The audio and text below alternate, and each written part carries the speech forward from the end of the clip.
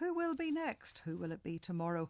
I'm Linda McCauley, back in the Nolan seat tomorrow morning at the same time. Thanks for all your calls and comments. No time for any more this morning. We're back with more of the same tomorrow, or perhaps not more of the same. We'll see what happens. But till tomorrow morning at the same time, don't forget it's there on the website. You go to the Nolan website and see more news and stories there. Till tomorrow, bye.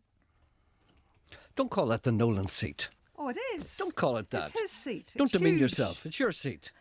It's not his seat. They've taken out the specially reinforced one. Does Sean say he's in Gerry's seat when he's in your seat? No, he doesn't say that because he knows better. No, they've taken out the reinforced one. They've given you an ordinary seat. So it's not Nolan's seat. It's a new seat for a normal person.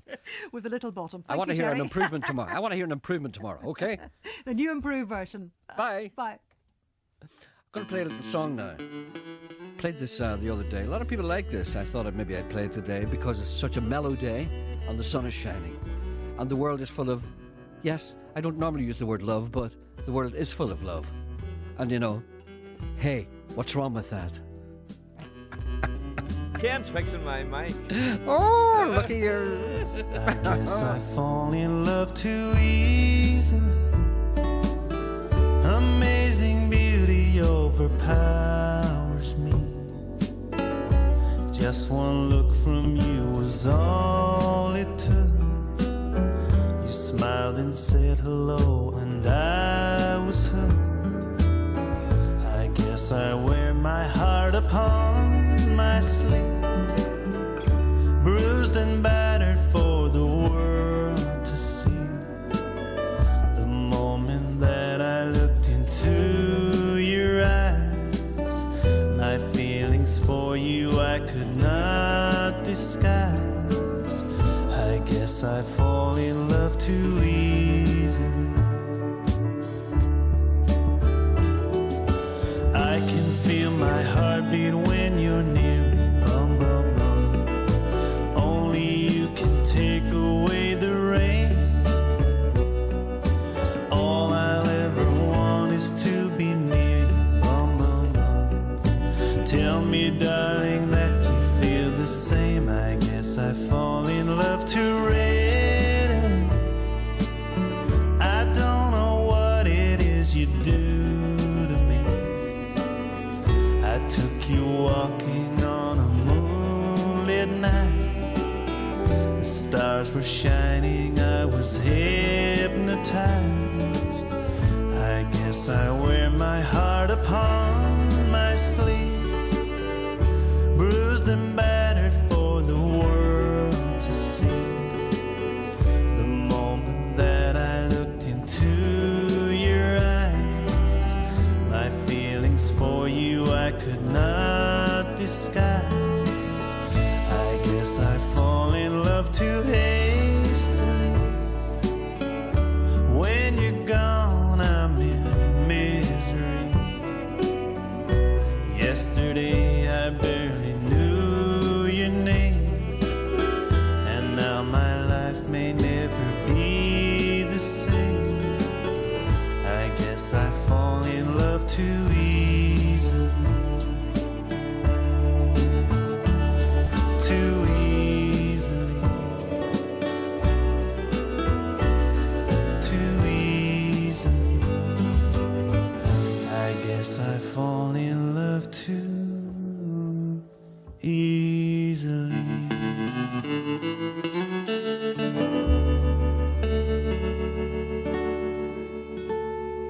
That's an unusually quiet and indeed sensitive start to the programme, not like me at all. Did you like that? That's a different way of starting the programme. I love that guy's voice. It's a very, very good voice. That gentleman, he's from, I think he's from County Derry. I think he's from Dungiven or somewhere like that, isn't he? His name is Dermot O'Connor. Mm-hmm. He's very, very good. He's got an album which is called Gravity, and that's the first track on it, which is called I Fall in Love Too Easily. And any song is good that leads me to sing harmony.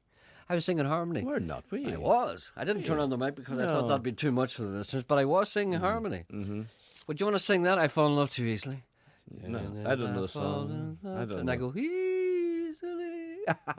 Soaring over the top like an albatross.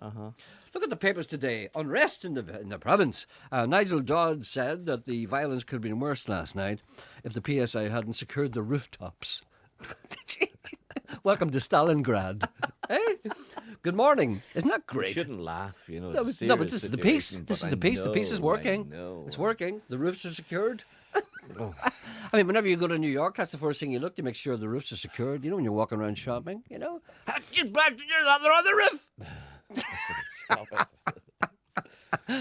I love this country. Oh, I've I given really up. do. I have given up. I know you're giving up, but I gave up years ago. You see, the thing is, you didn't give up until too late. It was too late before I you gave gave up long before you. No, you cared. You cared about I things. did. No, you're right. You thought that things would change. You Yes. know, you didn't realise that nothing matters. Remember, I used to tell you, nothing matters. Doesn't matter. Nothing has changed. Nothing can matter. Nothing will change until everybody dies and is reborn again. I know. I don't mean reborn again. I know. I mean, in about 50 years' time, maybe somebody else said, Jimmy's starting to stutter. Maybe in 50 years' time, someone said, boy, problems are the same as us. There's no difference between us. So 50 years' time, but that time we'll be dead and gone, so it won't matter. So there's no point in getting upset about it. Eileen R said, "Love that first song you're playing. It has a sort of 50s feel." And It she's has right. indeed. It has a 50s feel. Indeed, yes. Women like that. I know what women like, you know. But I Sometimes. liked it. I know, but you're nearly a woman. And you liked it. I liked it, yeah, because I know what women like, and I play that. I play up to them. Listen, I'm very upset here Why do women like the saxophone? because it's wistful. That's why, Sean. It's wistful. Because that's a trumpet, isn't it? It didn't sound like a saxophone. Well, I can't do a saxophone. no. Listen, a person writes to me, I'm very upset. Look, Ken, our engineer, came in the other day and he handed me a big thick sheaf of things. And these are messages from the people that you never bothered to send in to No, me. I'm going to tell you. I'm going to tell you what happened. It's very upsetting. that. Let me tell you what happened. Ken came to me and he said to me, he says, "You're in bother." He talks like that, I yes, he says, does. "What?" He says, "I'm marking your card now. You're in bother." That's how I he said, "What do you talks. mean? What do you mean I'm in bother?" It's a pretty good impersonation. And he says, "The newsroom boys." I said, "What?" He says, "When they come in to do the programme, it was all your text messages come out and none of their stories." So they're reading your text messages during the news. I know what happened. The machine jammed. And, Was he jammed? and none No, of you, I'm sitting in here None in of you bothered another. about I'm it. sitting in here in another room from the printer, as you well know. Yes. And I just pressed print, thinking they've been fed out to you. And when I went in when the program was over, they were all gone, thinking you got up and you took them from the tray. Here's an idea. Next time you print a lot of messages like that, why don't you say in my ear, Gerry, did you get those? It's only an idea. I'm just flying it in the air, you know. Yeah, See, did you get those? And one of them was, I read an interview that you and Sean did in the local newspaper. Was that the newsletter the other week? I didn't know that Sean did impressions. Well, you see, you wouldn't know because he doesn't do them anymore because he said he's not getting enough money. I mentioned it to my mum and dad. They raved about how amazing Sean's impressions are when he used to do them years ago. I wanted to know if I could hear a few. P.S. I was surprised to see Sean's photo. I always thought he was a younger man. As always, Gerry, you're much like fine wine. You just get better with age. Well, I've can I always just thought say, on that note, on that subject, there's a lovely photograph of you in the Belfast Telegraph. it's horrible. There's a wonderful photograph of you in the Belfast I Telegraph. look like an old white-haired today. man. It's not representative of me at all. Well, it's there. They don't like me in the Belfast Telegraph. They always print the photographs and make me look horrible. Amateur social anthropologist that I am, says Adam, my hometown of Omagh on Saturday nights gives the most damning indictment on Homo sapiens. This is an anti-human person. Before going further, I suggest Sean be restrained as I fear he may spontaneously combust. Word association, Mr. Well, if any drooling people wish to engage in toe jobs, may I suggest they give Omagh a wide berth, as last night I witnessed several women, gizzards full of vodka, devouring cheeseburgers, weaving through a pool of fresh vomit, wearing open-toed sandals. Thank you for... May I take this opportunity to remind these women to instead opt for hobnailed dealer boots or the sort worn by the biological weapons inspectors when they go out on a Saturday night. So there's a hot spot. And a person complaining about Donegal. Dear Gerry, we spent a week in Donegal, and I know what you meant when you said that things were bad down there.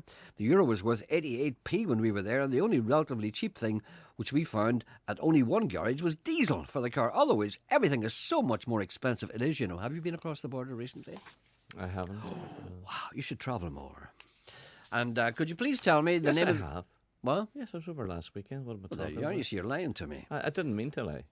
I know you didn't mean to lie. I see in the papers today they're reinforcing what you said about Coronation Street. The writer of Coronation Street's trying to defend the storyline. I jumped the shark, yeah. Yeah. What you were talking about yesterday. That's right. I think I witnessed the ultimate jumping of the shark. We talked about that the other day. So I think realised they've reached the tipping point. There's a tipping point in any soap when it becomes... I thought the tipping point in Emmerdale was when... Do you remember when the plane crashed in it? No, Do you remember? I didn't know they had a plane crash. Oh, years ago, and everybody was burned to death. Oh, all the people they didn't want. The people whose contracts had run out, they were all blown up. You know, that was the tipping point there. That's when they stopped calling it Emmerdale Farm. Oh, and then it became right. Emmerdale, but young people, lesbians and stuff. But that's what it's all about now. But there's nothing wrong with that, having said that. The number to ring if you want to contact this programme is 08459 555 678. The email address is gerry.anderson@bbc.co.uk. And the text messaging service, for those of you who think perhaps that God would have, well, dealt you a better hand, is 81771. Could you please tell me the name of the girl who sang Walking Along the Antrim Coast? Somebody complained to me about that. Somebody came into the office one day, was it you? And lifted a CD and said, why would anybody record a song called The Antrim Coast? I looked up at them and I said, is this a patriot? I said, is this a person? Have I got that? I wonder. I've got it here, but I can't play it right away. I'm going to play it now in a moment. And also, Sean asked Gerry, did the sailors ever bring on the ship the ladies of the night for a bit of Tweedledee-Dum-Dum? I really would well, you know, that's a topic we were talking about the other day. Do you remember when Surely not. Oh, yes. Wouldn't be allowed. Oh, of course there was. How could you get a girl on a boat? I'll tell you now exactly how it happens. I used to work on the boats. I wasn't... What about the boy at the top of the gangway, the thing with the rifle? Guarding them? What? That's only, you know, during the Troubles. No. This is, was there not a soldier, like a sailor, stopping you from walking up the gangplank when you go on the boat on the boats? Yes, in military ships, yeah. Yeah, well, that's what we had with the Navy. It's part of the military. Let me just say two words to you, Sean. Merchant Navy. Many, many ships could come We're into... talking about sailors. That's what the man said. Did he not? You mean a merchant sailor isn't a sailor? No, but... Sailors. A sailor, a merchant sailor. But I'm talking about sailors. Oh, Sailors. you mean sailors with little white hats? Aye. A But sailor's see, a sailor. He doesn't specify that. But that's what he's talking about. Well, they You did. know The that. sailors did do that. They did do that. Did they do what? Brought women onto the Are boats. you talking about a uniform Now, sailor? we have to be very careful here because there are children at home from Yeah, school. but as a uniformed sailor. Uniformed sailors, yes. They did that, yeah. They brought women onto the ship, yeah. I often saw that. As a matter of fact, let me just They brought them on to tidy their cabin. Yeah, things because they like couldn't that. get anyone to sweep right, the floor, so they give them a little brush and they give them a little mop and said, you wouldn't tidy that up first, would you? And the girls did it gladly, and sometimes they give them money for it. Yes. And sometimes they give them a little refreshing drink. What used to happen regularly on merchant ships was, when my job was, I don't like, I'm talking about myself I again. know. Apparently Kenneth has to go out. Well, tell him to go ahead. No, but he's waiting to talk to you. Oh, is he? Sorry. Morning, Kenneth. Good morning. Who is that? It's Mr. Anderson here. Oh, Mr. Anderson. Good morning, Mr. Anderson. How are you? Very good of your staff to ring me back. Much appreciated. You realise I stopped in the middle of a story to talk to you. You do give that fella Sean a rough time. I do not. He deserves it because he won't agree with anything that I say. Maybe he's, one of those well-up-to-date fellas who knows not to agree with you. He's all right, but he's determined to disrupt any conversation that I might instigate. Anyway, what do you want? Gerry, I'll tell you what it is. Have you ever heard of a fella called Peter Jackson? He's a blind pianist. Peter Jackson? Uh-huh. A blind pianist? I don't think I have, and I probably should have, but I haven't. I'll tell you what it is. We're running a wee night in Lisnaskea in County Fermanagh. Yes. It is on Friday, the 29th of July, at 8 o'clock in the Lisnaskea High School. And it's a night with Peter Jackson, the blind pianist, with guest singers Steve Dennis and Anita MacDonald. Okay, right. Now, the wee flyer I have here says, Peter Jackson from South Wales will perform along with two popular gospel singers, Steve Dennis from Wales and Anita MacDonald, north-east Scotland. Oh, this is the gospel end of things. It is. No, that's okay. This is I a great probably would not have heard opportunity of to hear it. this outstanding classical trained pianist perform live in concert. Oh, that'll be great, yeah. Okay. All proceeds of the night will go to support Torch Trust. It's a charity for the blind. Uh-huh. And a free will offering will be lifted at the end of the night, and there'll be no admission charge. Okay, you can give whatever you can afford or whatever you choose to give. Yes. So when it... £5,000. And when is that again and where? It is in Lisnaskey High School in County Fermanagh. Uh-huh. It's on Friday the 29th of July at 8 p.m. Good man. And we would advise people to come a little early because we are expecting quite a crowd. Okay, well, I hope you get a big crowd. And come yourself if you're free. I may not be in the vicinity, but if I was, I would certainly show up. Good man. Thank you. Keep at that fella, Sean, because I think he needs a bit of a shaking up now and then. No, he just needs to be pointed in the right direction. Okay, thank you. We all need that. Gerry, thank you very much. I appreciate it very much. And it's good to listen to you on the radio. You're quite a character. Oh, thank you. Lord, good. Thanks Bye. very much. Bye. He called me a character. I noticed that. I'd never been called a character before. Where's Moortown? I don't know. I remember going to a gospel meeting one time. Niamh Devlin lives there. Moortown. Who's Niamh Devlin? It's in Tyrone. It's in Tyrone, apparently. Tyrone, is it? You should know that. Tyrone, up down. I went to a gospel meeting one time, purely by accident, probably for the same reason as maybe perhaps many people would go to see Peter the blind pianist Jackson. There was an organist, a jazz organist called Jimmy Smith, who recorded a song, in the 60s called Walking the Wild Side. He was great. He used to play this big Hammond organ, and it was a wonderful, wonderful jazz sound. It was very, very kind of staccato and bow. I must play some of it sometime, and I was a very big fan of his. But he dropped out of music, and he became a lay preacher. And, you don't think of anything at all, really. And I was looking through, do you know the Belfast Telegraph, sometimes they have a whole page of all the kind of churches and what's on, that kind of thing? I remember looking at that one time, because every once in a while I would look down to see what the crack was, what God was up to these days. And I saw a little ad for a well-known church, I won't name it, in Derry, Stoke, Londonderry, on Carlisle Road, basically, a little gospel hall. And it said, organist Jimmy Smith. I went, what? And I suddenly realised, I said, this is my hero. He's an American black guy. Wonderful, wonderful musician. He dropped out, you see, found Jesus and dropped out. And I said, look at that. He's playing there and nobody knows anything about it. So I says, I'll go to it. And I went up and I stood in the back and I came to this white guy. It wasn't him at all. And they closed the door. I couldn't get out. I had to stay for 2 hours. It was awful. I went to see Billy Graham. Did you? Why did you do a thing like that? I liked his preaching. Did you? And did you enjoy him whilst he was there? Thoroughly. Did you? Yeah. You never told me that before. I know. That's almost frightening. Yeah. Gerry, could you please play They're Coming to Take Me Away, by Napoleon the 14th for Lily Lynch, who is a reliable listener. Oh, that's good. Well, could you play Days Like This by Van Morrison for Mark in Belfast? Okay.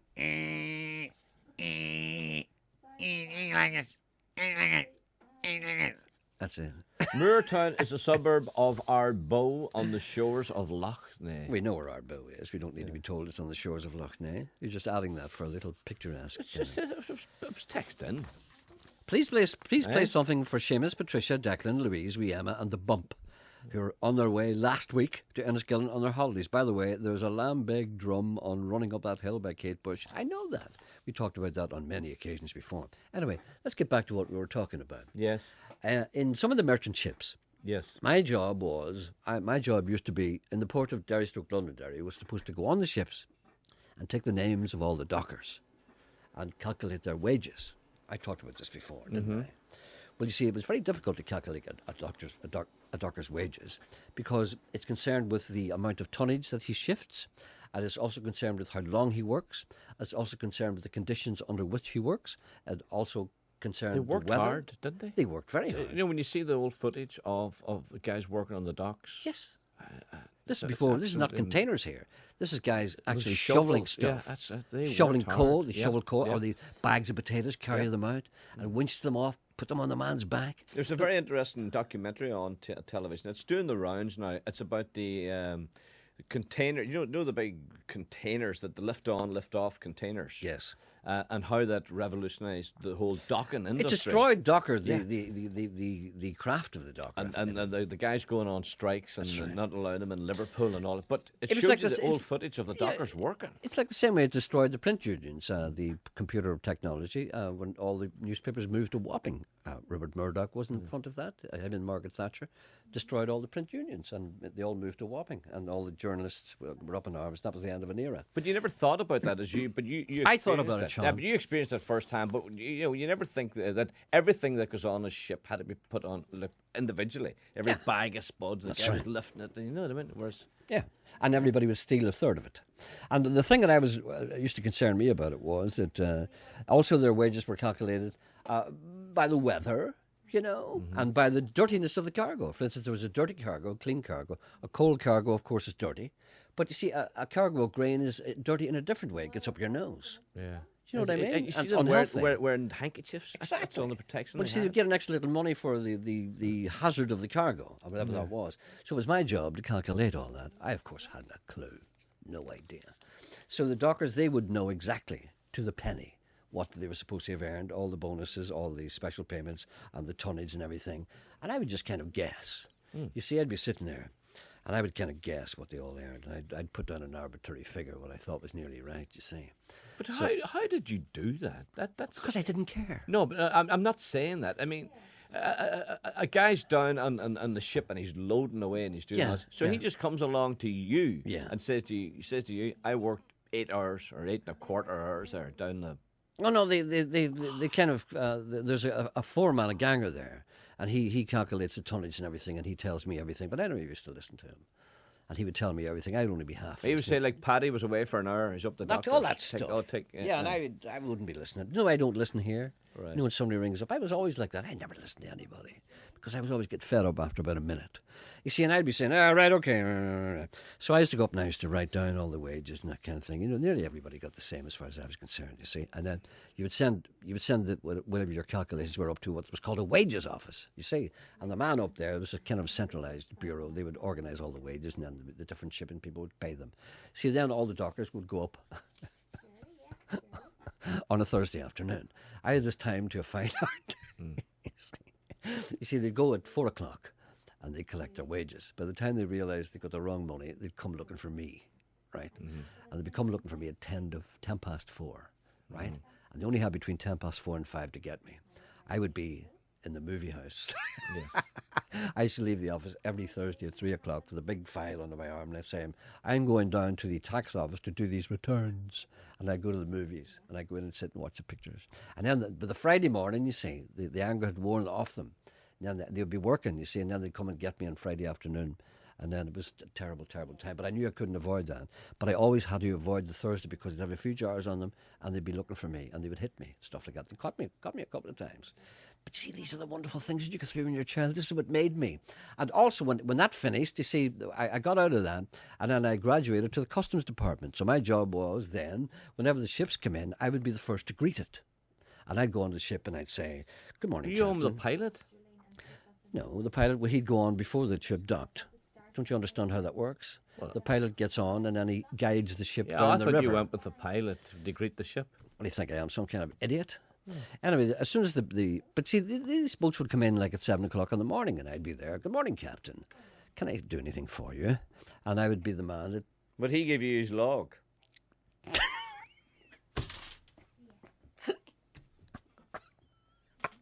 Only in exceptional circumstances. But you see, no, I wouldn't ask him for his log. As far as I'm concerned, he could keep it. And no, I never looked at his log. What they would do, suppose there might be sick men on the ship, you know, and I'd bring them to hospital. I told you before about I brought 20 of them. Yes, and yes. the nurse nearly fainted when I told her what was wrong with them. And anyway, that kind of thing. But anyway, you get familiar with them. Sure, I was nearly off a man. He offered me a job as a cabin boy. I told you about that before. A Swedish captain. He said, you want to come to my cabin and work for me? We're going to Rio de Janeiro. I said, no, thank you very much. I'm quite happy here in Londonderry.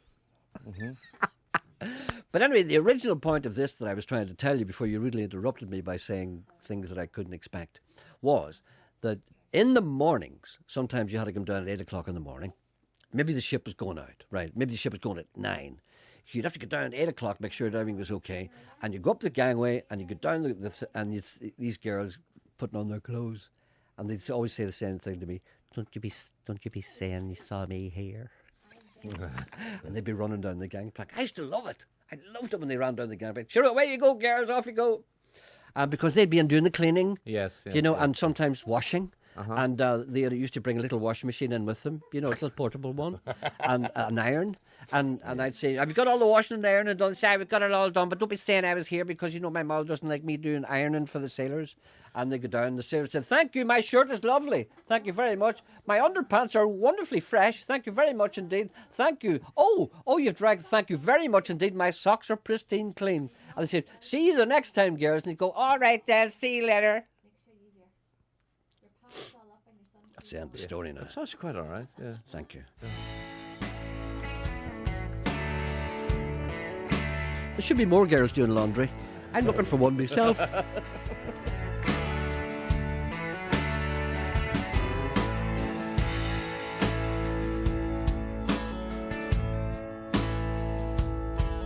I was never one for compromise. I couldn't fit at school. Gowns about the 7th grade. I played them all the fool. Yeah, I couldn't find shoes my size. Had to walk 10 miles. There's blisters on the backs of my soles and an illegal smile. We're burning down Las Vegas town.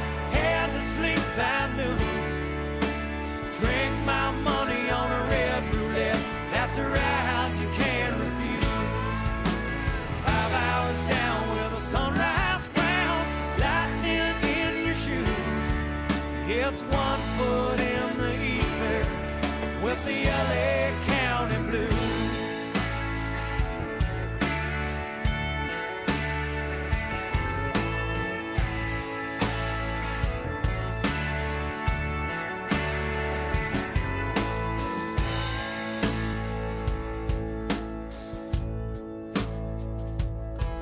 They got me on accessory, 30 days in jail.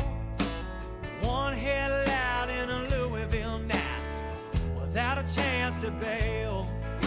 But I'll be home by Derby town, so please sing me a seat. Mint tulips on the outfield grass, the old South tastes so sweet. We're burning down Las Vegas town. Had to sleep by noon. Drink my money on a red roulette. That's a ride you can't refuse. 5 hours down with a sunrise frown. Lightning in your shoes. It's 1 foot in the ether with the LA County Blues.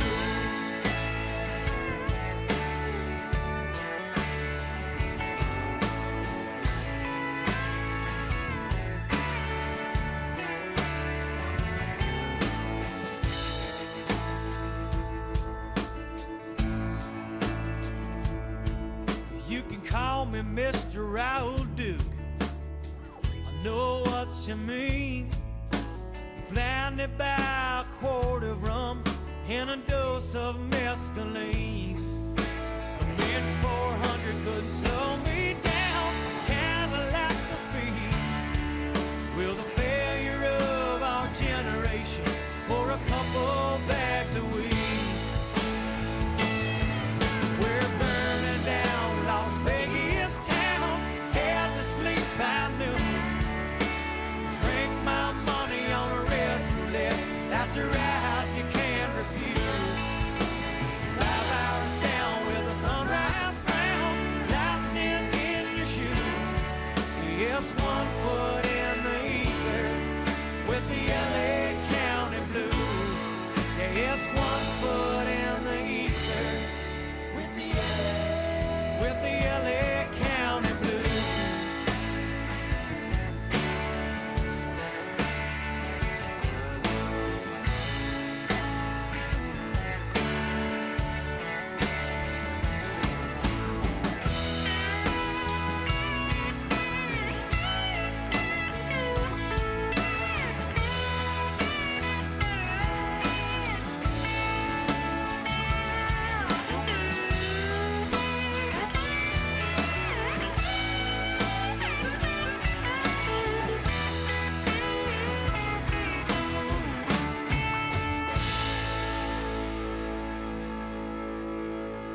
That's good. That's LA Country Blues by a band called The Band of Heathens. Gentleman writes to me, a cry for help. Brother Gerry, I am in trouble. I lost my sash last night somewhere between Castlederg and Drumquin. I felt unwell.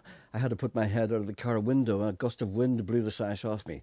The taxi driver, who I believe may have been a Catholic, refused to stop. I got up early this morning with a bit of a sore head and cycled slowly from Castlederg to Drumquin. Needless to say, I didn't find it. Small reward offered. The sash is orange in colour with gold edging. And a gentleman says, Master McGrath is stuffed and in the Natural History Museum in London. Thank you for that. Goodbye. On 92 to 95 FM and 1341 medium wave. This is BBC Radio Ulster. BBC News at 11 o'clock, I'm Kerry Martin. The Catholic Church is bracing itself for this afternoon's publication of the report into the handling of clerical sexual abuse allegations in the County Cork Diocese of Cloyne. The Irish Government approved its publication at a Cabinet meeting yesterday. From Dublin, Jennifer O'Leary reports. The Cloyne report examines how allegations of abuse over a 13-year period were handled by both the Catholic Church and Irish state authorities.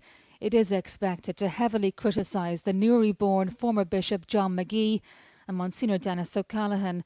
Both men dealt with the allegations at the time, but as the then Bishop, John McGee was ultimately in charge of the diocese. What marks this report out is that the abuse allegations were made at a time when the Church had child protection guidelines in place. It is expected that one chapter of the report will be redacted because it deals with the priest currently before the Irish courts. 26 people have been arrested during rioting in Belfast and Londonderry. So far, 9 people have been arrested in Ardoyne following violence between nationalist youths and the police. During 5 hours of rioting, the police fired 50 baton rounds. Also in Belfast, the police arrested 5 people following disturbances in the markets. There were also 12 arrests in Derry after trouble broke out in the Bogside and Fahan Street areas. 16 police officers were injured during the rioting. The police say their injuries were mostly minor. The estimated number of people out of work in Northern Ireland has dropped slightly to 61,000. According to the latest figures out today, the rate remains the same as this time last year at 7.1%.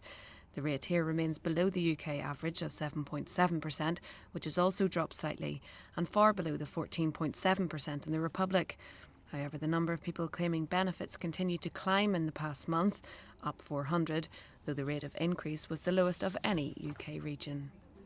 With the sport now, here's Grant Cameron. Fulham have signed former Liverpool defender John Arne Riise from Roma on a 3-year contract. Martin Yall's side face Crusaders at Seaview in the Europa League tomorrow night.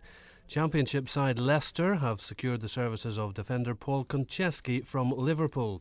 Midfielder Joey Barton's been refused a visa for Newcastle United's pre-season tour of the USA due to previous criminal convictions.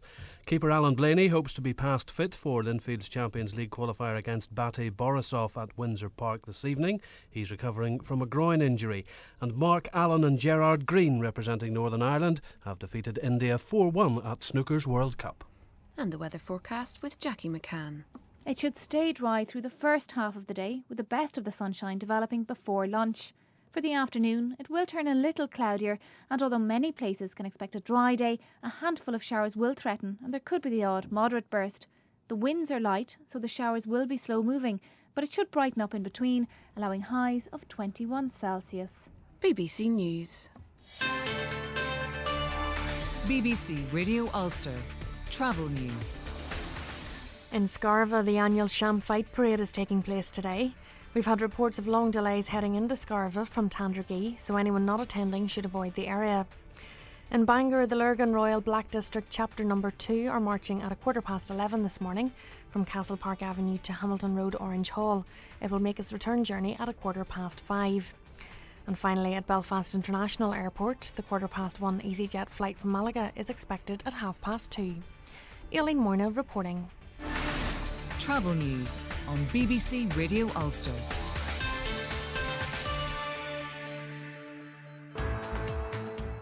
On Talkback with Sarah Brett today, the causes, the clear-up and the costs. Will the 12th ever be a normal holiday? Unemployment too high, too many children in poverty and too dependent on the public sector.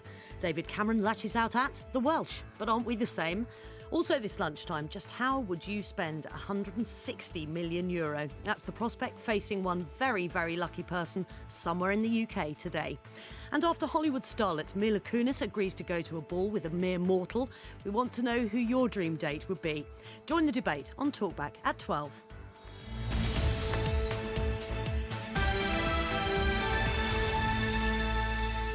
Thank you, Sarah. Who's your dream date? My dream date? Barbara Stanwyck. No. You used to like her. No, I never liked her.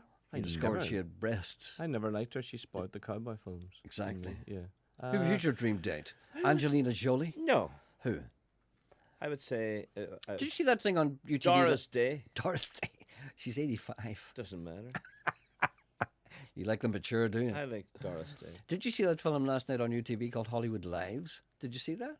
No. It was made for a person... Last night was the most beautiful night. I was out playing golf until the... You did the right thing. Hollywood Lives was made for people with the IQ of 1. It was very, very good indeed. Carl Verheyen was on. They managed to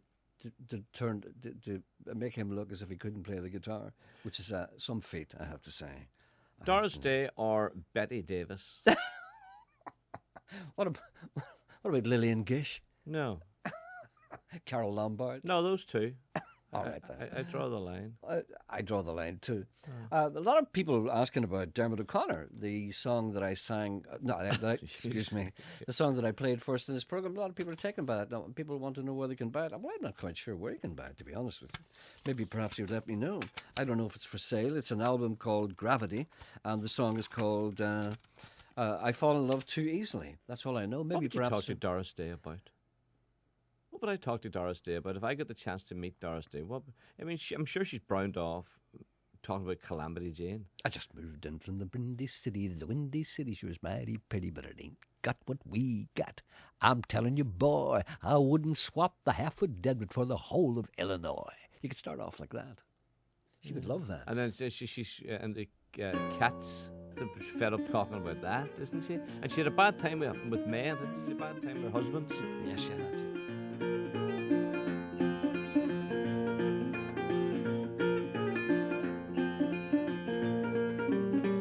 If the load's too heavy, put the big stone down.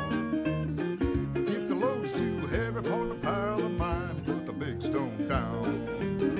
Put the big stone down, down on the ground.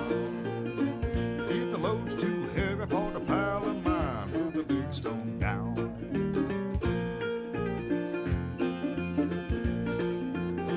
Well, I'm gone. I got to blow this town. If I stay in Alabama upon the pile of mine, they'll run me down.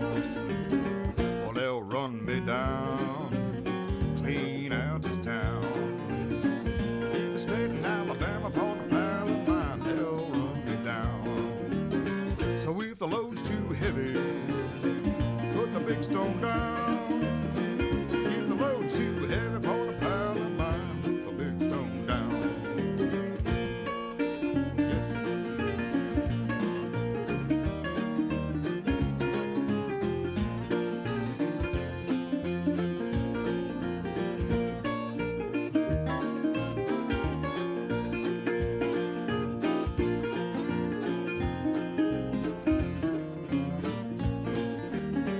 Mama sure can woogie, now she's a grizzly bear. I got to find my way upon the pile of mine in this world somewhere. In this world somewhere, in this world of care. I got to find my way upon the pile of mine in this world somewhere. So if the load's too heavy, put the big stone down. If the load's too heavy upon the pile of mine, put the big stone down. Put the big stone down. Put the big stone down. Put the big stone down. Down on the ground. If the load's too heavy upon the pile of mine, put the big stone down.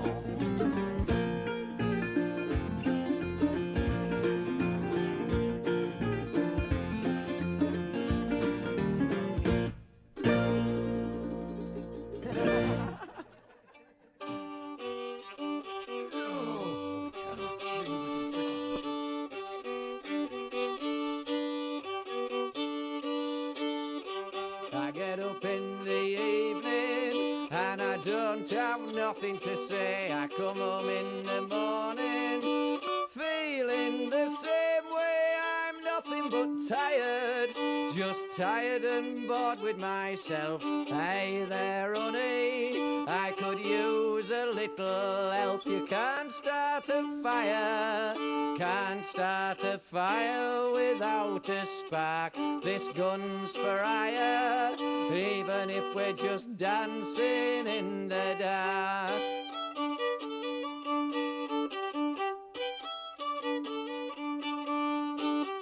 The message keeps getting clearer, radio's on and I'm moving around my place. I check my look in the mirror, wanna change my clothes, my hair and my face. I ain't getting nowhere, just living in a dump like this. There's something happening somewhere, honey, I just know there is. You can't start a fire, can't start a fire without a spark. This gun's for hire, even if we're just dancing in the dark.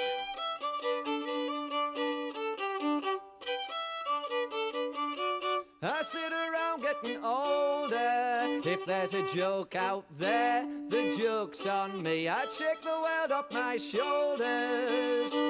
Hey baby, the laugh's on me. Stuck in Maggie's England, they'll be carving you up all right. They say you've got to stay hungry. Well, I'm just about starving tonight, working for the grocer's daughter. I just can't feel proud of myself. We came like lambs to the slaughter. Now we're just stuck upon a shelf. You won't start a fire, won't start a fire without a spark. This gun's for hire, even if we're just dancing in the dark. Can't start a fire, sitting crying with a broken heart. This gun's for hire, even if we're just dancing in the dark.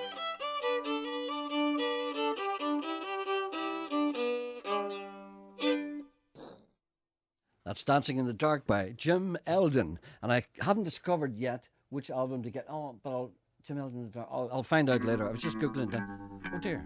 Sorry. I'm joined by a young lady here. Helen, good morning. Good morning, Gerry. Helen, you have a history of coming in here looking for things. The last time you were in here, you were looking for a Davy Crockett hat. Did you get it? I did. Thank you very much. I'm sure I came in and wore it to you.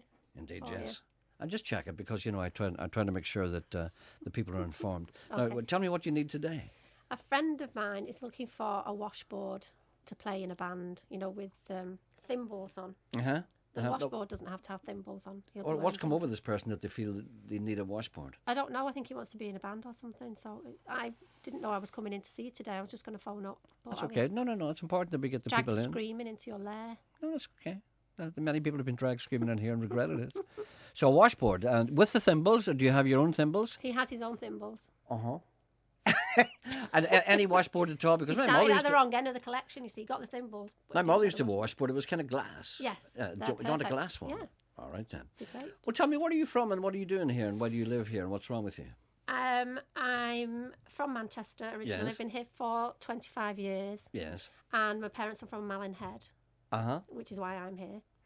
I emigrated from Manchester. They emigrated from Donegal. So well, have you ever regretted it at all? Every day. Every day that Sean takes over your show, I regret it. But when you're here, it's fine. I love it. Oh, did you hear that?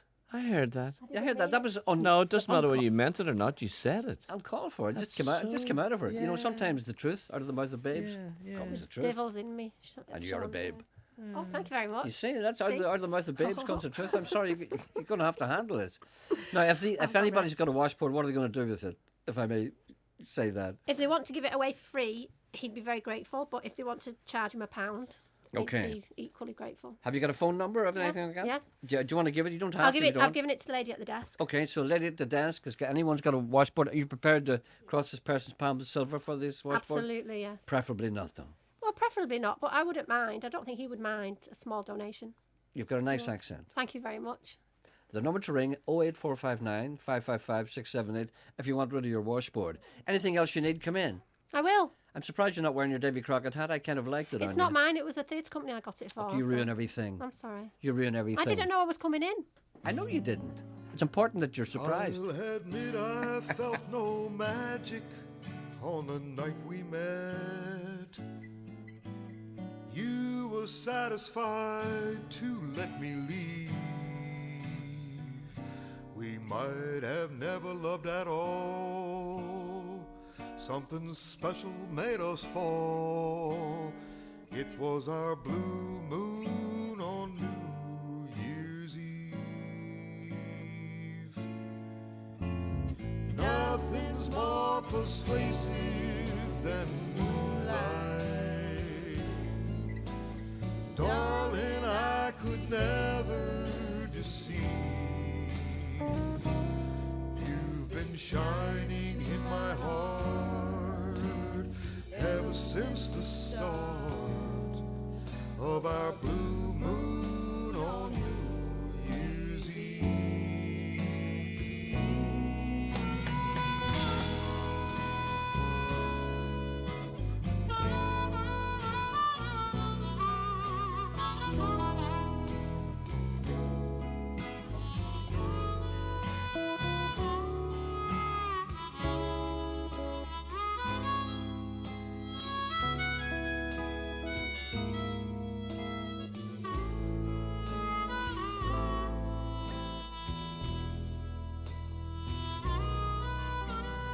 Baby, I need your affection, and I will always believe celestial charms pulled us into each other's arms. It was our blue moon on New Year's Eve. Our blue moon on New Year's Eve.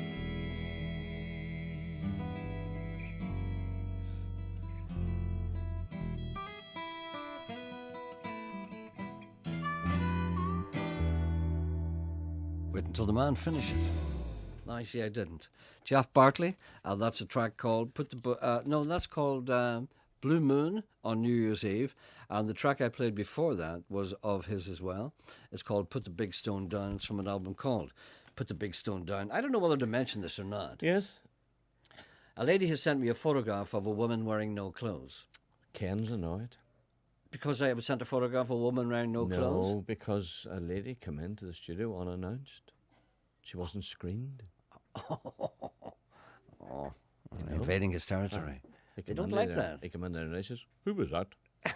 It's a girl comes in from time to time to see Gerry. He's not as open as we are. No. He's tight, you know. He's been trained by the BBC to suspect all strangers. He said he didn't tell reception. Oh! He'll have the health and safety man run her over with a fine-tooth comb. Quite vexed. Quite vexed. Anyway, this lady has got her photograph. It's sent me a photograph. It's not anyway prurient or anything like that. It's a medical photograph. The lady has had some work done to her chest, right? And the lady sent me a photograph. And can I say nipple? Can I say that? I don't know. The lady is complaining because her nipples are misplaced because she had some work done. And she looks like Marty Feldman. I get it. Ben Turpin. I get it. There's a man. I see. You're no fun. There's a man waiting for you. Please play South Side of Heaven or Combine Harvester by the Wurzels. On TV, breakfast TV the other day, Charlie State, and what do you call the wee dark-haired one that's cheeky? They were on talking to a gentleman who's a musician. Do you put your TV on in the morning? No, sometimes I see it on the way past. I don't believe you. What do you mean? You put the TV on in the morning in your house? You do not, do you? No, not in my house. No, when I'm elsewhere. Next door? In somebody else's house. What? No, I would look at it and... I don't believe you. You would sit down with your breakfast. No, and I don't look sit at down TV. with my breakfast. Well, I put it on as background. And every once in a while when I'm walking past, I come out of the shower, I look at it and maybe perhaps I sit down. No, when you're drying your hanch and you're sitting there and you might look at it, for a moment, and then you walk away. Then you might stare at it and you listen to it. Never ever think. I know that's because you have no curiosity about the world around you. If I went into, say, the living room, I would look out the window. Sometimes I and think say it'd be- somebody needed to cut that grass. BBC presenters, I think, are sometimes less informed than we think they are, and sometimes they're kind of one-dimensional. This was a wonderful example of it. Charlie State and the cheeky one, the dark-haired cheeky one, was sitting there interviewing this man, and I don't know who he was, but he seemed to be a gentleman. He was some kind of musician. So Charlie said, "I believe your favourite group is Steely Span," and the fellow said, "No, it's not. No, it's Steely Dan."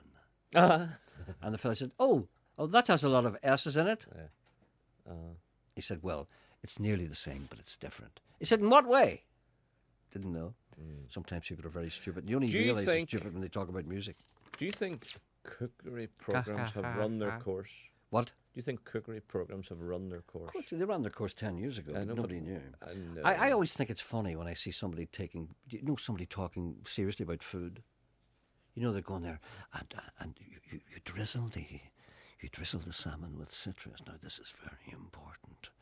Now, not too much. And they're sitting there and then they go, yes, that's really good. No, as if it was important. As if it was important. No one has ever tasted it and said that's rotten. I remember somebody saying, I remember an old lady on TV one time, and she was being interviewed, and she was an old actress or something like that, and she said something which I thought was really, really good. She said, "Life is too short to worry about if a thing is cooked well or not." I thought she was right. Is there someone on the phone here? Yeah. Hello, good morning. Good morning, Gerry. How are you? I'm all right, thanks, but I'm surrounded by people who don't respect me. What do you think I should do about that? Other than raid the whole place out and start again? There's only one show without punch. What? There's only one show without punch, and that's me. What did he say? There's only one show without punch, and that's me, he said. He's very low. I know, but I didn't know what that meant. You're very low, Gerry, too. But this is is that Woolly Crow by any chance? No, but no. I'm out in Geordie's. This is Francie here. Francie, how are you today? I'm doing very well. You're not the Francie that has been... Yes, I'm the Francie, yes. You sound very subdued. I come out for a wee lack of eggs. Have you really? Well, listen, maybe perhaps it's something to do with the conditioning that you've undergone. I know your life hasn't been easy, and that you've been whisked into space. No, Gerry, don't let everybody know you know.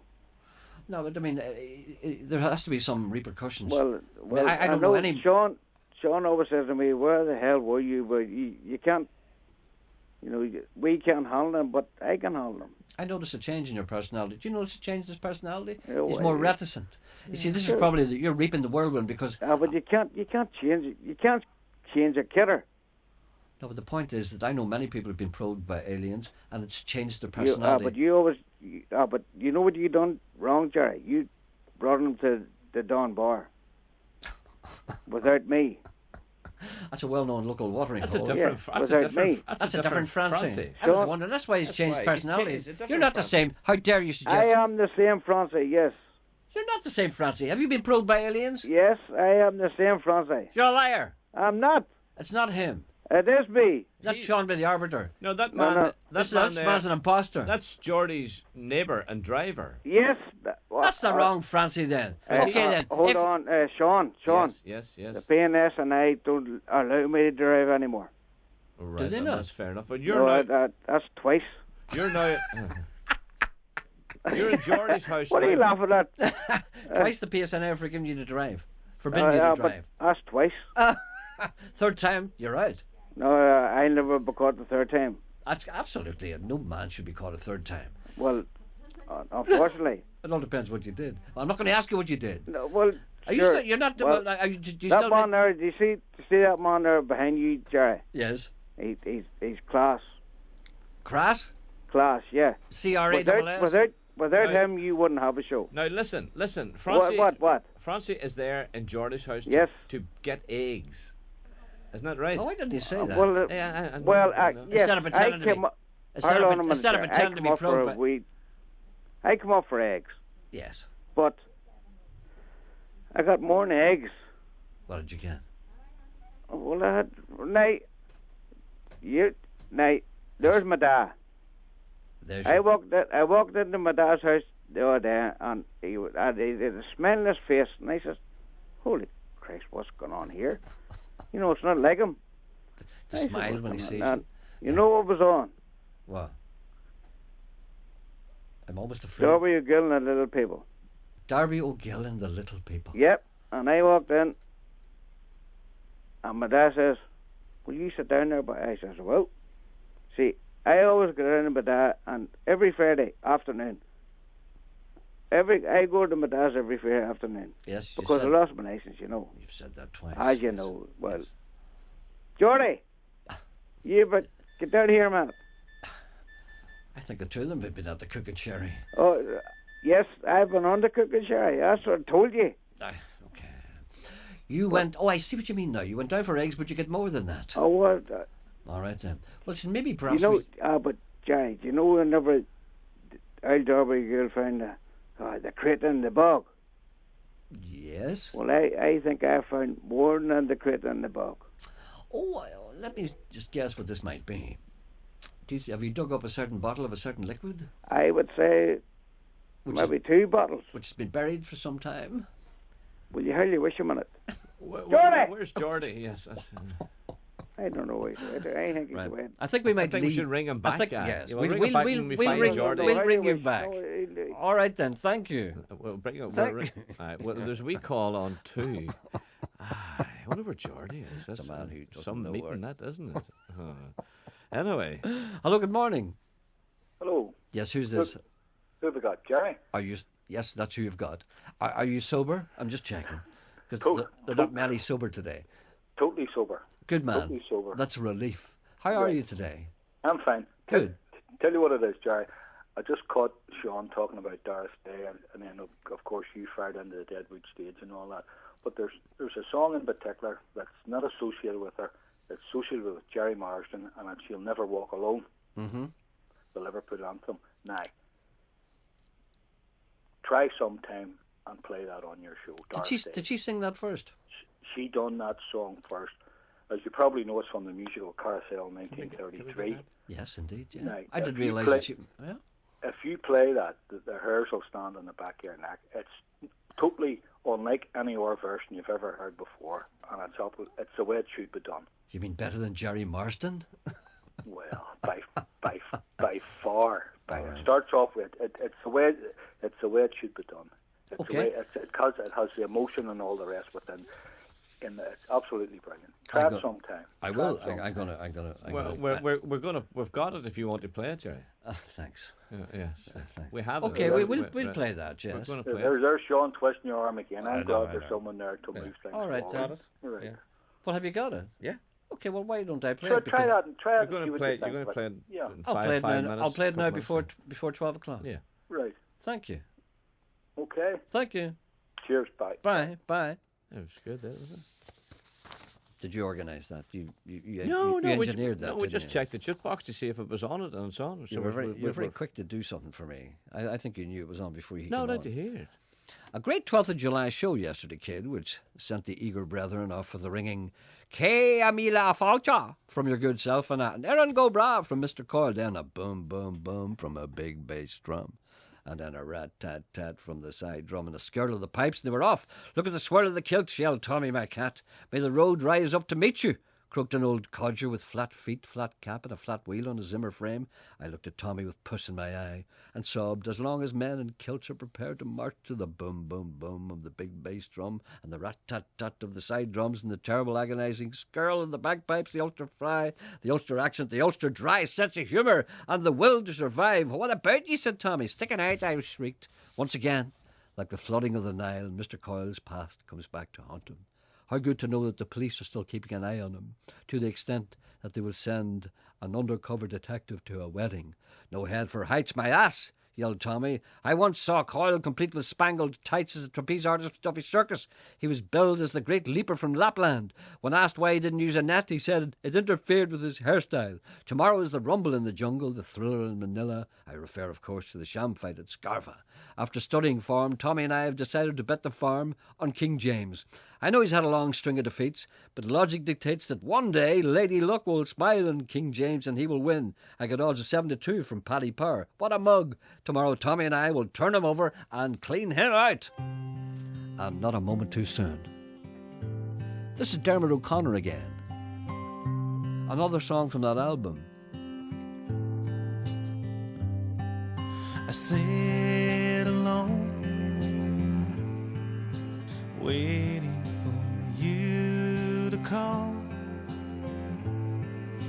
Though I know the chances of that a million to one.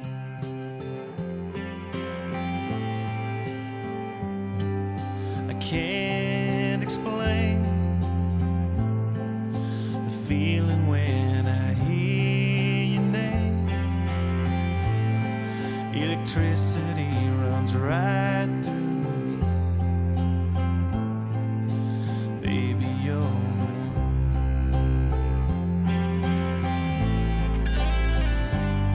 What you never had, you never miss. When it's said and done, I'll get over it. Told myself, fall in love with someone else. If someone gets hurt, better it be me.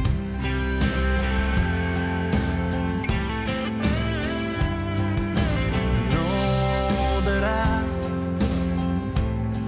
need to get a grip. I know that I'll get over it when I see you smile. I wish that it was me.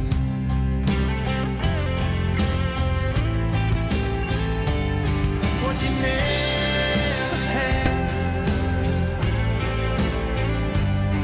you never miss. When it's said and done,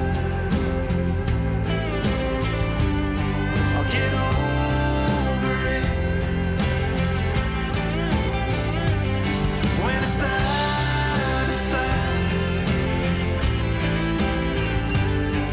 it's out of mind. I can't handle it. You were never mine, but it hurts.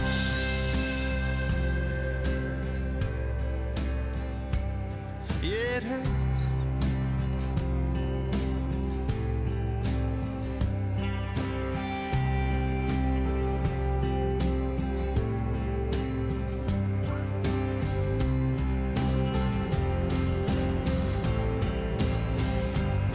What you never had, you never miss. When it's said and done, I'll get over it. When it's out of sight, it's out of mind. I can't handle it. You were never mine. I sit alone, waiting for you to call. Though I know the chances of that a million to one.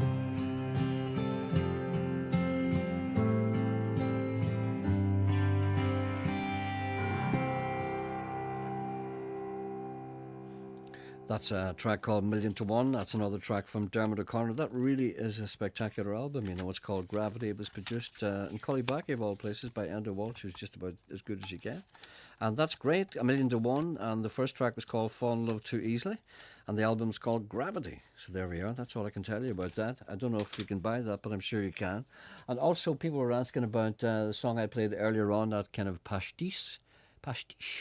of Dancing in the Dark by Jim Eldon. It's from an album called More Great Moments of Vinyl History, and that's on Amazon. That's a compilation put together by, what's his name again? Andy Kershaw. It's called More Great Moments of Vinyl History, and the track is called Dancing in the Dark. It's a very rare thing, and you don't get that too often, nor do you hear it too often. It's a little museum piece, I have to say. A man said he's got a CD, Mark Knopfler, and I forget who else, but they sing a song, and it's one of the lines is, it's cold on the Toby. He wants to know what is the Toby. The Toby. I don't know how it's spelt. He didn't say. Is that Mark Knopfler and Emilio Harris? I don't know. You don't know? I don't think so. Because I just happen to have that here. Toby. Is it? I'm just looking at it. It's hard to say. And I'll say hello to Lewis and Jane Porter, who are on their way to Derry for a day or two to visit the city. To Derry. On their way to Derry. To visit the city. Come and look at our vandalised bridge. Right. What's the Toby? Hold on a sec. Can you see I'm looking here? I can't talk and look at the same time. And Andrew's on one. I understand that. Hold on a second. Hello, good morning. Good morning, Gerry. Who's this, I wonder? It's Andrew. Andrew? What it is, Gerry, I'm ringing of an elderly Jack Russell I'm looking to rehome. An elderly Jack Russell? Maybe you shouldn't have said that because people say, I don't want an old dog. Oh, well, you see, he's been living with his owner there who passed away just a week ago there, you see. Oh, dear. What age is the Jack Russell? He's about 10 years old. Ah. And his owner passed away? Uh-huh. Like, that's a shame, isn't it? It is a shame. The dog must be breaking its heart. Is it no one else to look after it, that kind of thing? Well, all the rest of the family, we have dogs already, and he's not too keen on them, so we're having to... All right, then. The best thing to do is to contact the RSPCA. But you're No, that's honestly. And then if they will vet the person who's looking for the dog, and then they will see the dog's going to a suitable home and get the dog home. Because if you just give that dog out to anyone, you don't know who you're giving that dog to. Have you decided to just say this now, that you should contact the RSPCA, or if the RSPCA asked you to do that? No, I've just decided not you, contact him you, because you're not you, no, him in there. Me in here. Have you decided to just say that, or have the RSPCA said to you this? A number of years ago, the RSPCA pointed that out to us. That it's best to, people just give dogs away on air. You can't do that. It's not fair to the dog or the animal. You can't do it. You can't. They don't like you to do it. But it doesn't mean you can't do it. They don't like you to do it. They don't like you to do it. I can't say to this man that he can't do this. No. But it's best for the dog. Okay, well, there... I'm sure, but they'll have to come round to my house and all first to see the dog and whatnot. Yeah, but you haven't seen their house. You haven't seen the conditions that dog is going to live in. Well, but I could go round and see that, though. No, do you know something? I had a dog one time, and I was going to give it away to another house, so I brought a dog to the house. And the dog said to me, I don't like that wallpaper. I really don't like wallpaper. And you see that, see that fireplace? I wish it was just a little bit older, because it's a reproduction. All right, here, right. Let's turn. Right, the kitchen isn't too big for me. And the backyard, I'd like a little more grass. It's a little threadbare. It's not just right for me. And my bone, I've had better bones. I kind of like, the artificial. I don't like those real bones. No, I can't stay here. Take me out of here. Right, let's turn the clock back a number of years, and let's just say you still had your little dog. Yeah. Would you say, even for 2 weeks, would you hand it out to a total stranger to look after it? Because someone came to your door and says, say you and your wife are going away for 3 weeks holiday, and the guy comes to your door and says, Mr. Anderson, I believe you're looking for someone to look after your dog. I'll take it. Would you just hand out your dog to that person? No, you would not. Glad to get rid of it. You would not, and you know you would. But why would a perfect stranger go around and ask you that? I'm just saying that. Say I need. It's impossible. That's a ridiculous thing. No, it is. Now say you said anyone who would offer to look after your dog will be a person who knows you. They're not going to. A perfect stranger's going to come up and say, "I'll take your dog." No, say you said on the radio like now. Yeah. Oh, look at me. Woe is me. I'm going away on holiday for 3 weeks. I wouldn't say woe is me. All right then. Right, you say. Right. Alas, I would say. Alas and alack. I'm off on holiday for 3 weeks and I've no one to look after my little dog. Can anyone help? So you put it out on the radio. So a man comes to your door. Mr. Anderson, I heard you say on the radio you're looking for someone to look after your wee dog for 3 weeks. I'll look after it for you. I would just have a Here look. you are. I would look at him, and I'd size him up. I would look at him, look into his eyes. Ah, you would not. You wouldn't just hand it out. Yes, I would. If I didn't like the look of the guy, I wouldn't. No, but I wouldn't look at his house. If I didn't like the look of him, I mightn't give it to him. But if I saw that the person looked like a reasonable person, I would trust him. That's what this world is based on, Sean. Trust. You seem to forget that. Ever since You're not thinking about your dog. Ah, you're too busy. You'd put a cork in its arse. That's a bit far now. All right, then never mind that old grumble there. Anyone who wants to look after this man's dog, give us a ring. 08459 555 What age is the 678. dog? 10. He 10. said 10. I didn't hear that. Well, I'm sorry you didn't hear it. I can't help it if you're deaf. 10 years old it is. 10 years old. It's a Jack Russell. Okay. Yep. And what area of the country are you? Well, I'm in the dog's in Dromore at the minute with my uncle, but he'll be coming down tomorrow with me, so he will. Okay. So, Well, anyone who's interested, give us a ring and we'll pass the number on to you. Okay. all right. Thank you very much. Now. Does the dog like children? I don't know if a dog You see, children you or see, not. you see, the RSPCA That could all be would, determined. they would ask all those questions. Why don't you just join the police and be done with it? What a... Nah, you...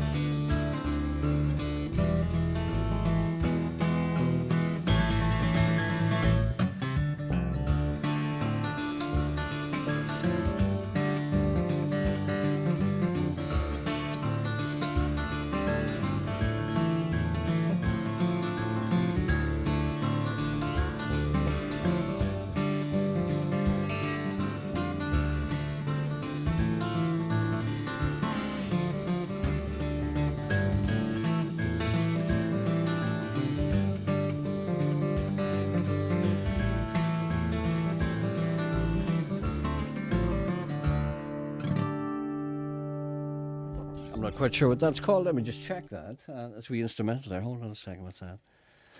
It's called Occam's Razor. That's from that album called Put the Big Stone Down. We've got somebody wanted to know what the Cold Tubby was. Yes, and could you give details of a song Million to One? People are going crazy looking for details of it. You see, this is what I'm telling you. What? See, this is a really good album here, and it looks like a wee hit album to me. It's Dermot O'Connor. Dermot O'Connor? Yeah. Oh, that's the Dungiven man. Yeah. We think. Yeah. We know. We think we know. It's called Gravity. And that first track is also from that. I Fall in Love Too Easy. I'm going to play another one of Well, that. how can you get it? I don't know. Let me see if there's any more details on this album here. Any kind of a website or anything. Dermot O'Connor, Gravity. Yes, that's it. Probably need to Google that. When did you get... hold on a minute. Emma's doing nothing. Why does she Emma's on the phone. Oh, there's an email address. O'Connor Dermot at... No, I better not give that. Well, it's here, yeah. Email address, yeah. Why don't you email him and ask him where you can get it? O'Connor... Who, me? Not you. O'Connor Dermot. O'Connor. OCONNORDERMOT. No punctuation of any kind. All one, right. All one O'Connor word, Dermot. lowercase, at yahoo.co.uk. Yahoo. No. Why, you say Yahoo what? Deaf or something? No, it's Yahoo dot. Yahoo. Yes, at yahoo.co.uk. At yahoo.co.uk. What is it? What do you think? There's some kind of hieroglyphics or something you're like going that? so fast and people are trying to write things down. Gee. Look, I've got messages here and I can't even read them. You've been so stupid. Hold on a second. Here, cold on the Toby. What's this? Hold on a second. What, you want to know what the Toby is? I'm trying to find out what it is. What's wrong with this thing? It's not working. For God's sake. The thing isn't working. Here, look. Wait. I can't help it if it's not working. Maybe Arrow won't go. I'll put on a record and then I'll come back to it. This is what I'll do. A lady wants to know when are you going away? Because she'll look after your dog for 3 weeks. Tell her mind her own business. I'm not going anywhere. I have things to do.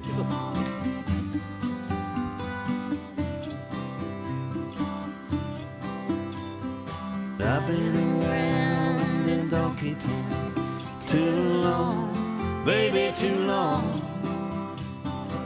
Checking out a Donkey Town so long, so long, so long.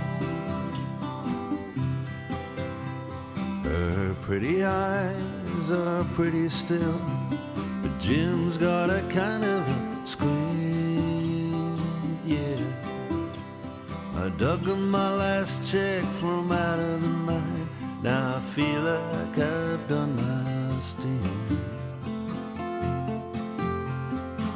Jim got an army pension when he walked from the military corps. Nobody ever mentions the medical report. She does little things for me. She likes to get the both of us high, yeah. She says I'm a tender-hearted man, Prince Charming, yeah, sure I'm the guy. He likes the wreckers, dogs on chains, and the smoke from the company fires. Diesel all in the trucks and cranes, and the smell of burning tires. But I've been around in Donkey Town too long, baby, too long. Checking out a Donkey Town so long, so long, so long.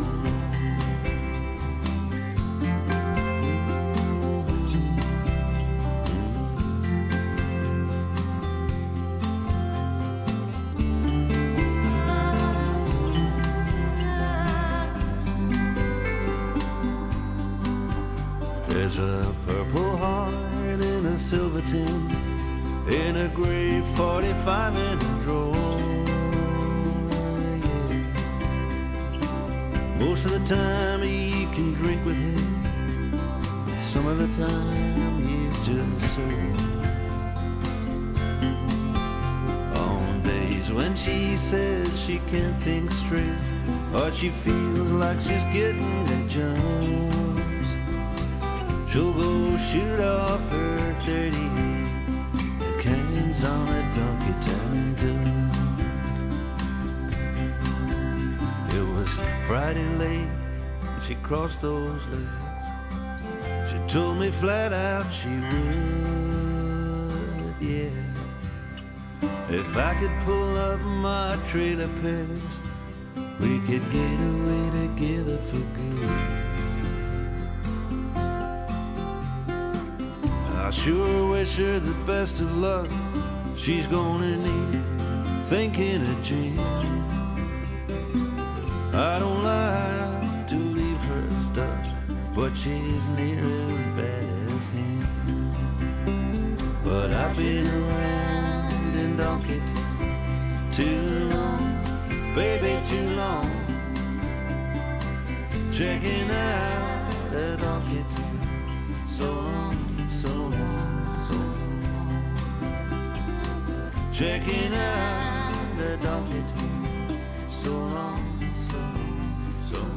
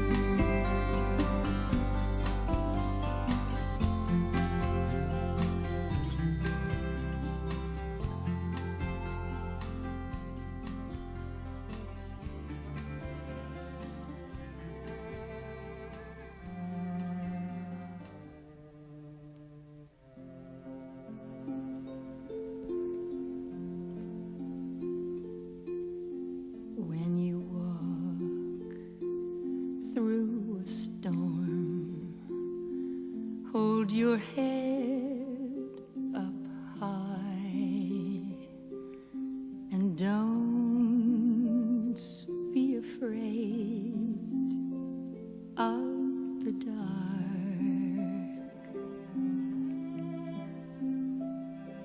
At the end of the storm is a golden sky and the sweet silver song of a lark.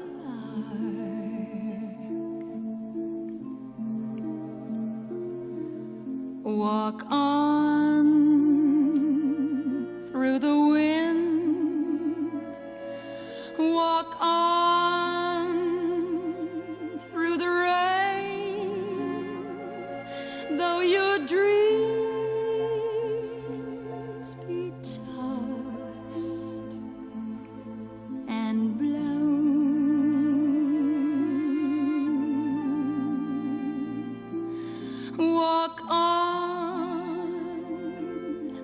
Walk on with hope in your heart, and you'll never walk alone.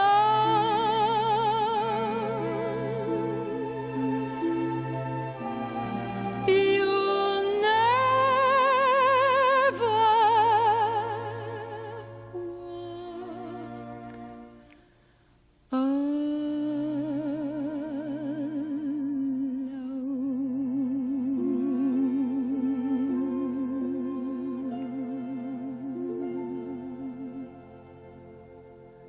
I think Jerry Morrison's version is more suitable for the cop, I think.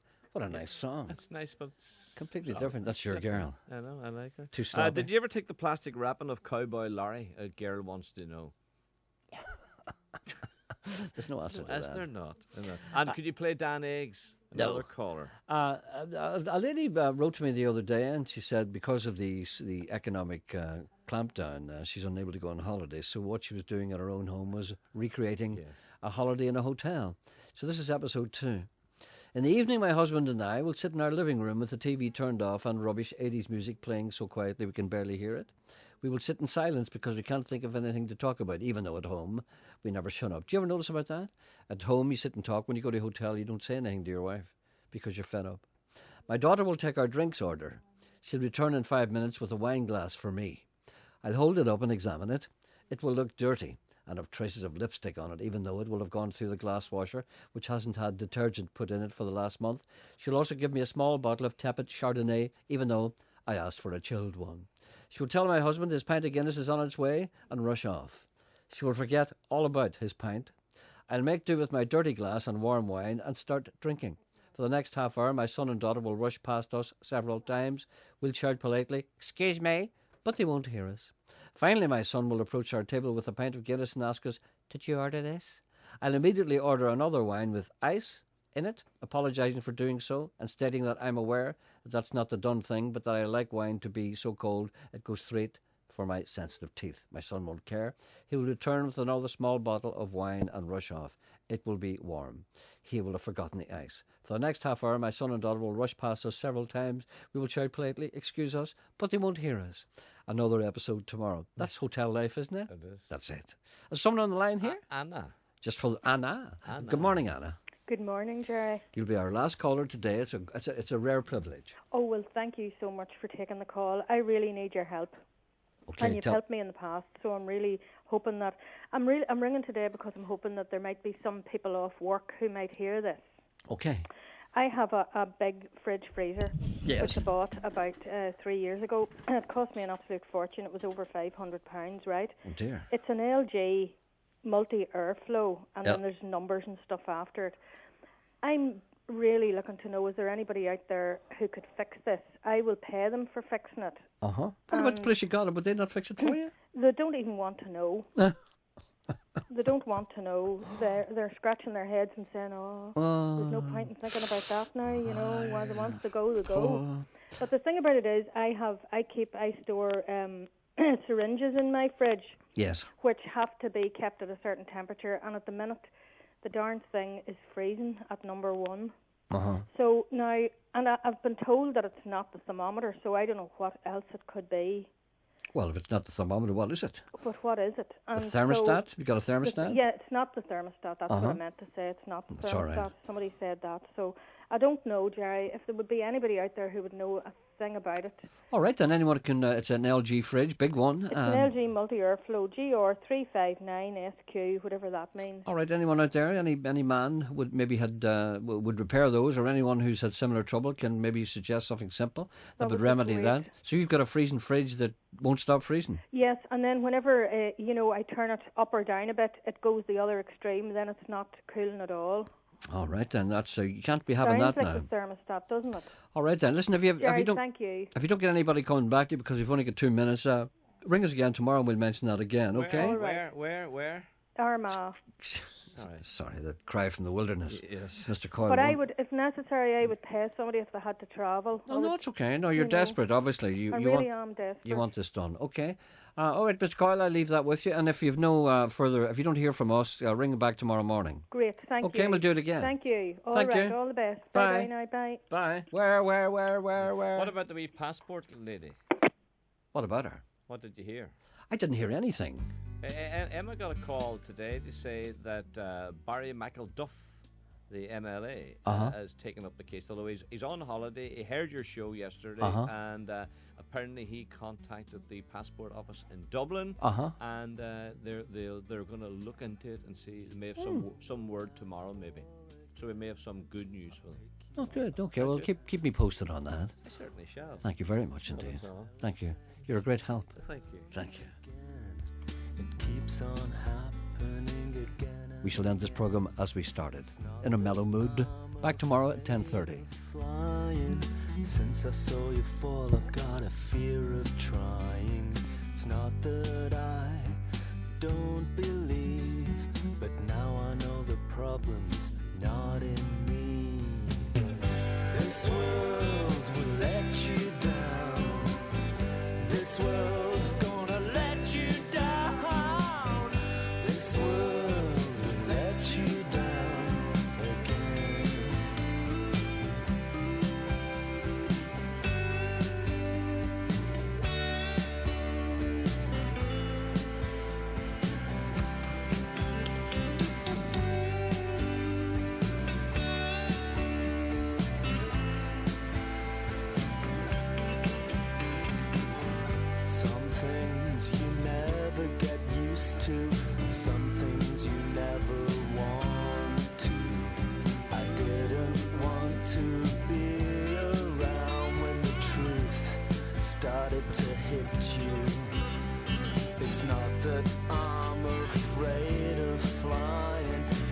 not that I'm afraid of flying, but something always has to give, and I'm not sure